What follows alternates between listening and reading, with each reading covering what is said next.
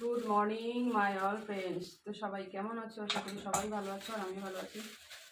আর এই যে সবজি কাটতে বসছি, দেখতেই পাচ্ছ করলা। তো এখন করলাগুলো কাটবো। করলা কেটে করলা দিয়ে একটু রুই মাছের মাথা দিয়ে একটু রান্না করব। আর দেখি কি করা যায়। আর এদিকে দেখো বন্ধুরা, এই যে ভাত হয়ে গেছে।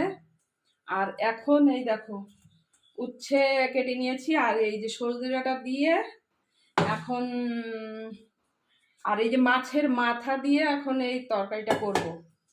আর কালকের আবার সমস্ত কিছু রয়েছে, ডাল, পটল ভাজা, শাক সব ফ্রিজে রেখে দিয়েছিলাম, তো সেগুলো রয়েছে। আর এখন শুধু এই তরকারিটা করব। তো তার জন্য মাছটাকে আগে ভেজে নিই।